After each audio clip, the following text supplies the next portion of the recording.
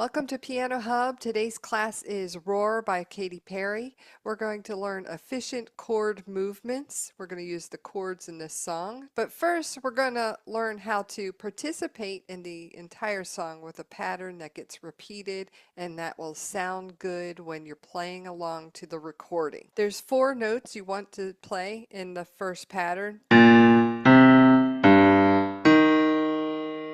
B flat, C, G, E flat. I put my 3rd finger on B flat, and you can have a hand position where your thumb will stretch to that E flat.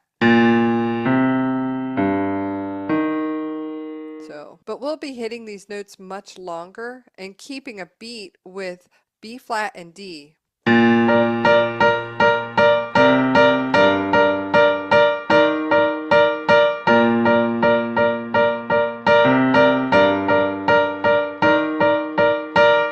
If you can play that, you'll be able to participate in the entire song. It's a nice thing to practice, keeping your beat, having that bass line, and you basically have the whole backdrop to the song. Today's worksheet is a chord crafter, and the purpose of it is to help us find the 4 chords in the song and what are the most efficient movements. We're going to look at them in the key of B flat and rearrange the notes of them just so we can understand them inside and out and play along. There's our major scale. We want to find 1, 4, and 5 in the major scale. B flat, E flat, F. When you play these 3 notes, there's a little bit of tension. You want to relieve the tension by lowering the 4 to the 3. Now you can feel how it resolves.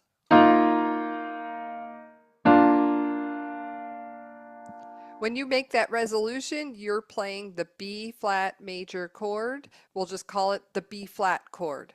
If you were to resolve it again, lower that 3 again, even lower, that would make it the B flat minor chord, which is not what we want. We're simply... The next chord we'll cover is a minor chord. It's the C minor. C, E flat, G. We want to find these notes in that order.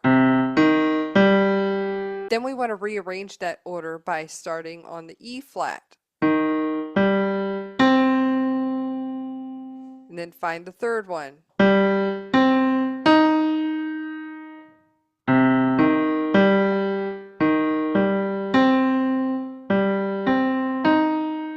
So 3 ways to play the C minor chord. The next one is the G minor. We want to find all of the G minor tones, which are just 3 notes. G, B flat, D.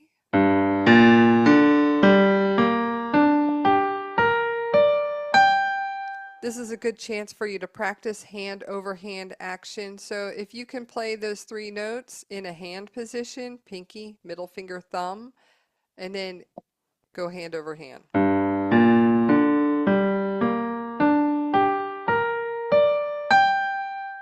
The last chord we need to find is E, G, B flat. I don't have an exercise for that. We have these 4 chords that are based on that bass line I showed you earlier.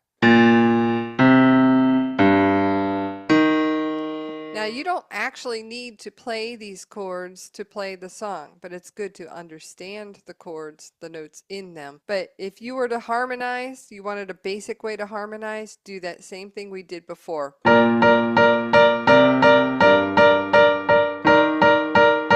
So let's take a look at the most efficient way to play the 4 chords that we've covered. We have 2 black keys, 3 black key pattern here, over and over. But I want to stay in this zone right here of 2, 3 black keys. And I want to play those 4 chords and arrange them so they fit in this small space. The first one is B flat. I can't go down here. I'm going to put that B flat on top. There's my B flat chord. The C minor chord, you can go straight from the original position. G minor, though, you can't. You have to put G, B flat up on top. And E flat chord, that new chord, can be all in the same position. I'll show you again.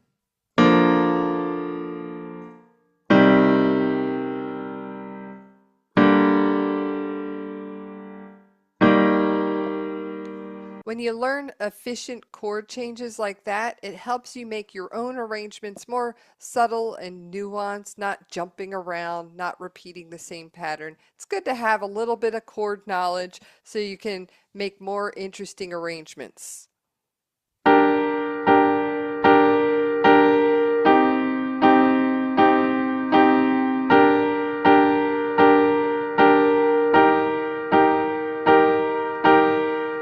Now, those chords didn't sound anything like roar, even though they are the chords of the song, but that's our springboard to create our own arrangements. The best way to write new music is to copy stuff that you already like and then change it enough so it doesn't sound anything like it.